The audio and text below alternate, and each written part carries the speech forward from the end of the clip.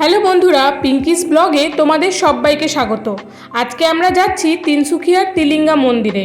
আমাদের কোয়ার্টার থেকে অটো করে এই মন্দিরটা যেতে মোটামুটি 30 মিনিট মতন সময় লাগে। দুপাশে এই রকম সুন্দর চায়ের বাগান দেখতে দেখতে খুব তাড়াতাড়ি মন্দিরে পৌঁছে গিয়েছিলাম। মন্দিরের সামনে এইখানটায় পুজোর সামগ্রী বিক্রি হচ্ছিল। এই মন্দিরটা খুব জাগ্রত। এই মন্দিরের অনেক মাহাত্ম্যও রয়েছে। এইখানকার লোকেদের অনেক বিশ্বাস জড়িয়ে রয়েছে এই মন্দিরের সঙ্গে।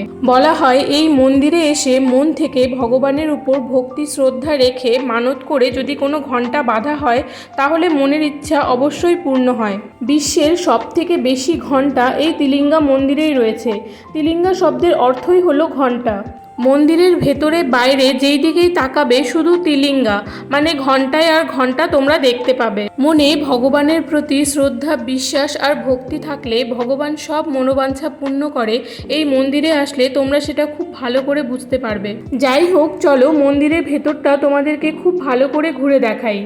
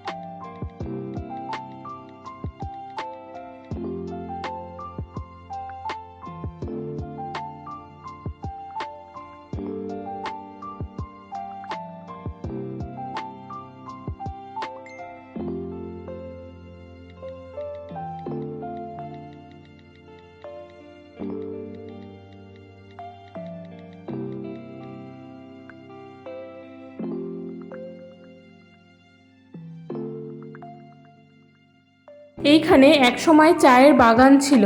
তারপর এইখানকার লোকেরা এই পিপল গাছের নিচে একটি শিবলিঙ্গ দেখতে পায়।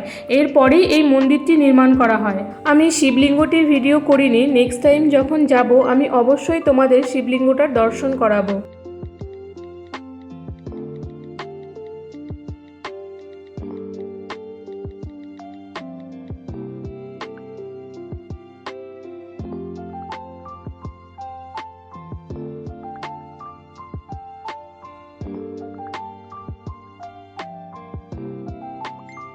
মন্দিরের পেছনে সাইডে এইরকম অনেক ঘন্টার পাহাড় তৈরি হয়ে রয়েছে।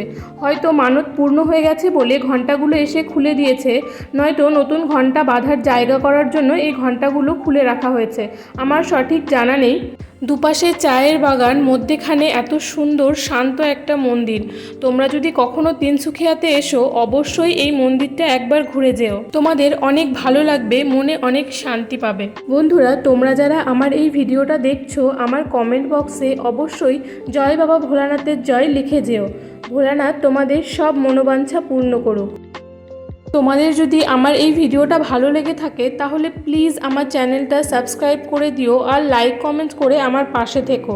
আজকের মতন টাটা বন্ধুরা, দেখা হচ্ছে তোমাদের সঙ্গে পরের একটি নতুন ভিডিওতে।